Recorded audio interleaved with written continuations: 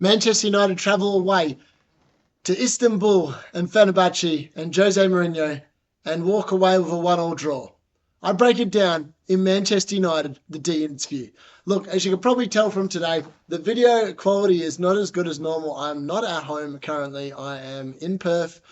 I've been up since 3 a.m. I've done lots of training. I'm now having an 8% beer because why not? It is a Friday evening. And look, there is one positive to being in a place that I'm not normally in, and that's I can show you how much of a Manchester United fan I actually am. So I've actually got a Robin Van Persie signed shirt here, signed by him in the season when we won the league last. Can you believe it? I actually can't believe I just said that. There's a tablecloth sitting there, number 20. I just thought it was ironic because it was the 20th title and Robin Van Persie wore number 20, and I got a signed shirt by him. And then obviously I got Wayne Rooney there. That was a limited edition run from when he won the PFA Player of the Year award. It's a specially designed shirt. The frame, whatever. And then I've actually got, and this one I'm the most proudest of. So back in the day when Manchester United came to Perth the first time they came when I can't remember what it was. It was a while ago. It was they played Perth Glory and then the All Stars in the one thing, and they were pretty boring in both, to be fair. Look, I don't know what's going on with the video. It is going a bit fuzzy, so please forgive me for that. My videos are normally much higher quality than what is going to be coming out of this. I think it is trying to pick me up. I'm moving too much for it. I'm not 100% sure. So look, that one is there is my favourite shirt by a country mile. Maybe if I sit a bit closer, it might pick me up. No, it's not. We'll just carry on. So look, the one there, that's signed by Ole Gunnar Solskjaer and Teddy Sheringham. And that's the 1999 treble shirt. And I tell you what, we could go with some players from that era. We could just go with any of those four players, to be honest, in this team, because what is lacking, and has consistently been lacking all season, is a striker that can bury the goals in the back of the net. I mean, it's just disappointing in general, and we'll get on to the game. It was another disappointing game. It is now one win in, I think it's 12 games now. I feel like the last time it was 11. So it's either 11 or 12, one of the two. I actually didn't bother looking up because I've been so tired today that it's just depressing. We got up. Fenerbahce, I think, on the whole, had the better chances. Andre Onana, we'll get on to him in a little bit. He was fantastic again. He made it. His double save at Crystal Palace is amazing. His double save here was unbelievably extraordinary. He was actually sort of wrong-footed and somehow stuck his hand out to save it. It was just incredible stuff from him. And look, we took the lead yet again in a European game, and somehow yet again we have conceded. Let's just get into it. Let's get into the team selection to begin with. What on earth was I watching? I actually woke up, and this sums up what I watched in the first half. I didn't even realise Mazraoui was on the field because I saw Martinez left back, and I was half asleep at the time. I woke up at 2:59 a.m. to watch this game in Perth. And obviously I saw Dalot right back, Martinez left back, and then there was Lindelof and De Ligt in the centre of defence. And I was like, oh my God, it's just... And then I was wondering why we just didn't seem to be creating anything. We had Rashford and Garnacho, but they just have those outballs and they go left and right, and that's about it. Xerxes did nothing except his assist. Now, people sit there and bang on that he's just no good. I actually think, and I hate to say it, and when we look at the summer signings that we've done and the players that were brought in, the fact that you can't actually logistically tell me for a fact that they've actually been brought in to make the team better. I don't know how Xerxes makes the team better. He seems a bit slow. He doesn't even look like he's overly happy out there. He actually had the assist. The players were celebrating. He was just going back to the hour and a half to get on with it. He wasn't really involved. I'm not sure how much he's enjoying it. There's been rumours in the paper, and there's always some sort of smoke when there's a little bit of fire, there's always fire. I don't know. You know what the saying is. Well, he was there, and there have been rumours that he already wants out and wants to potentially go to Juventus on loan. I mean, I wouldn't be against it because, honestly, I actually don't understand why they bought him. And we'll get into the summer signings and other signings that have also followed this route over the last few years. I mean, the number one rule, I think, when you're making a signing, unless you've got a really good team like Manchester City or like a Liverpool I can't believe I just said that in one sentence, but neither here nor there. Unless you are one of those teams, you don't buy players to give you squad depth. You buy players to make your team better because at the moment your team's crap. And unfortunately, at the moment, Manchester United, on the whole, are pretty crap. We don't know what we're going to get from game to game. That's a fact. And that was on display here. Mazraoui played in the number 10 role. Like, what? We've got Ahmad sitting on the bench who can play as a number 10. We've got Antony, the GOAT. We'll talk about him in a little bit, on the bench. I just don't understand. And then, like, people sitting there and trying to bail him out. Like, why the hell is Victor Lindelof playing? Can someone tell me why he is playing? Martinez should be playing at centre-back. Thankfully, Harry Amas started at left. Well, he was on the bench. He didn't get on here. But you've got Mazraoui, you've got Dalot, you've got Harry Amas. There's no need to be playing Victor Lindelof. He's going to be gone in January or the summer at the very latest. There's no way he's getting a new deal or having it extended. And the fact that he didn't win the header for the goal that we conceded or whatever, neither here nor there. He shouldn't be in the team. Like, I don't get it. If he wasn't injured in the summer, he wouldn't be there now. So, like, why are we returning to players like this? It just makes no sense. Ten Hag makes no sense to me. I looked at that lineup, and honestly, I just thought they were playing with someone else. I didn't realise, as I said, Mazraoui was out there until I looked at the lineups at halftime and thought, what? Where was he? That's how anonymous he was. Christian Eriksen, though, he's been playing well, and he got another goal here. The goal was a fantastic goal. Let's not beat around the bush here. United scored a fantastic team goal. They moved the ball up well. They came back in. And Eriksen finished it beautifully to a plum. But yeah, look, there weren't many positives other than him. Garnacho tried all night. Rashford came off again early. And then they brought on Antony. Like, how is Antony coming on before Ahmad? And then after the game, Ten Hag's basically saying, Antony's been really training really hard. He deserves to come on. Well, is Ahmad just a shit trainer? Like, what do you mean? Is that just a sign he's no good? I honestly don't know what's going on there. It makes no sense. So Ahmad started, I think, I'm going to hazard a guess and say, I did look this up before, but I've sort of forgotten. It's been such a long day, so I do apologise. It's either he started 6 of the first 8 or 8 of the first 9 games of the season, and he started 1 of the last 6.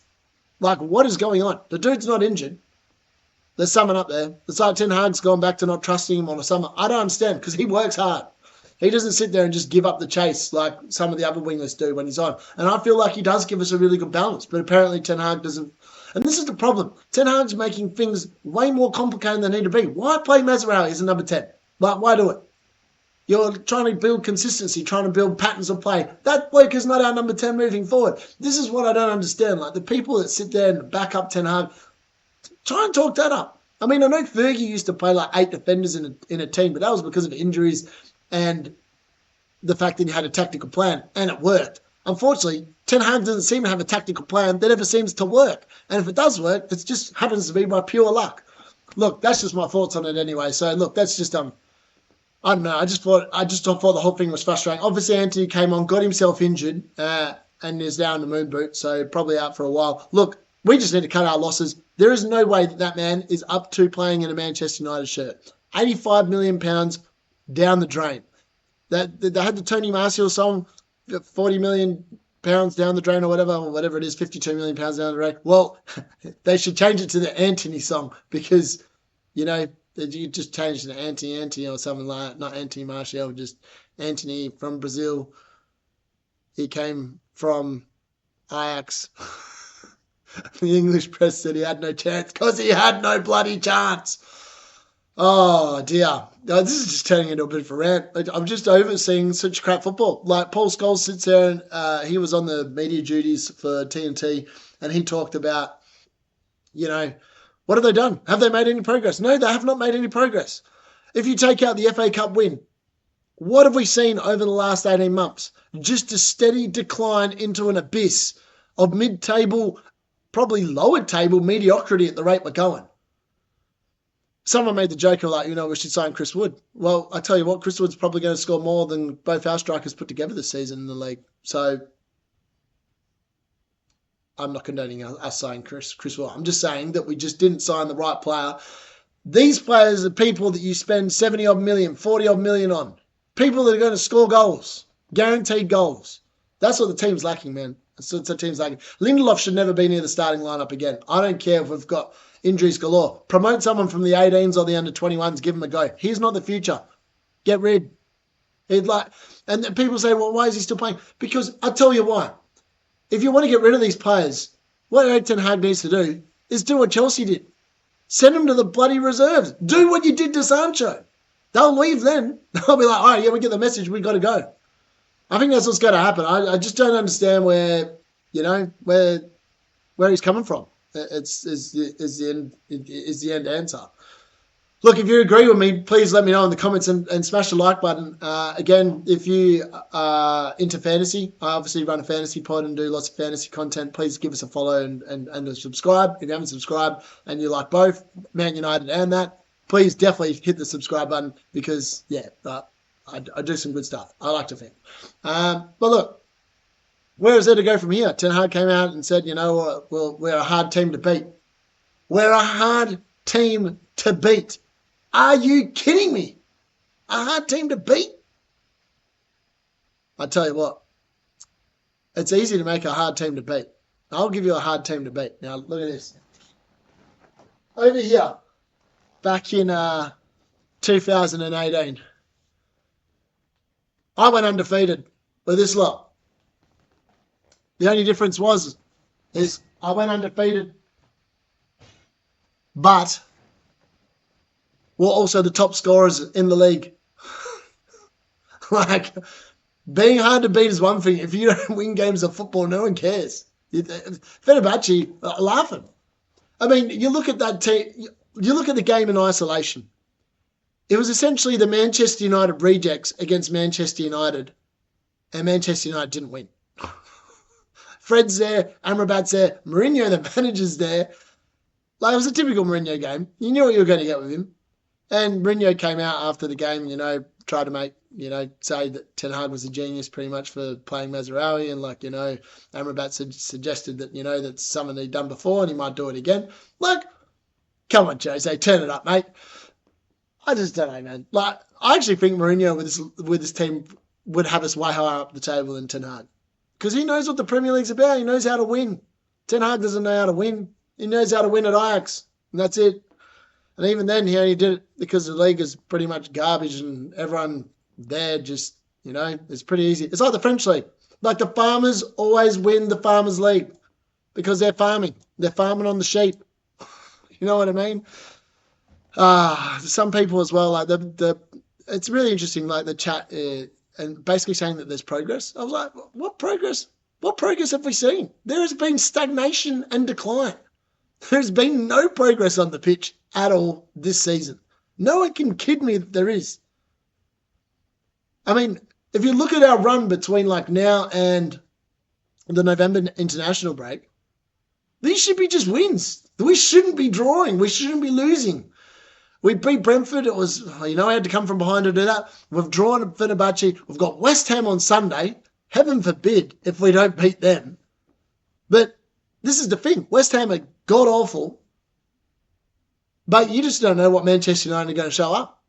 There is every chance that we lose there on Sunday. The bookies don't know how to pick the United games because you literally could predict all three results and it could be any one of them on any given day. That is not a sign of progress. The people are saying there that there's progress under Ten Hag are deluded. Absolutely deluded with yourselves. There is no progress whatsoever. There's just delusion on a grand scale of people wanting to believe that, not sacking the manager is actually going to result in a beneficial change. Well, if we have a look at Real Madrid, we have a look at Bayern Munich, they sack managers regularly. They win pretty regularly too. Even in France, PSG sack their manager quite often. I mean, it doesn't make any difference because no one else is really going to win the league. And if you somehow don't win the league, then you've made an absolute cock-up of it because, how do you not win the league? So, look, at the end of the day, he's got to be doing better. These games have to be won. And the fact that when we go back and look at, Fergie always used to say, a draw away in Europe, great result. And look, United are 21 out of a 36-team comp or whatever. So they're still making the knockout rounds. but they're going to have to play the knockout round. I actually can't see us winning many games because we just don't score goals, and that seems to be a recurring theme. One goal's not going to cut it in most games. You're going to have to score more than that. And we just don't see it regularly enough, unfortunately, with this team. I don't know what the solution is, as I've said before. Signing one of these guys, or someone that looks like they're going to be like that, would be the ideal ticket. And that comes back to what we signed in the summer. Joshua Zirkzee. Who was he brought in to replace? He wasn't brought in to replace anyone. He was brought in to be an alternative to Rasmus Højlund and sit on the bench. Ugarte? Well, thankfully, he finally got a start here, and he actually looked pretty good. I'm not going to criticise him. He actually looked decent. He made a great tackle that prevented definitely a goal. Well done to him. He was good in that particular moment. I just think that, you look there, so those two are covered. Leniora, I think, is going to be a fantastic player. He'll be a 10-year player, provided we can keep him. Mazraoui, he is a good squad depth player. Him and Delo, I actually don't know who's the better right back at the moment, because Delo's having one of them seasons that makes me sit there and go, what is actually going on here? Yeah, I don't know. And then Delit's looked solid enough, but he's got a lot of heart, Delit. Don't get me wrong. I'm just not sure if he's as good as Harry Maguire in the air when these crosses coming into the box.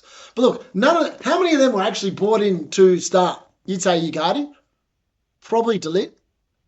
And then you're looking to project into the future.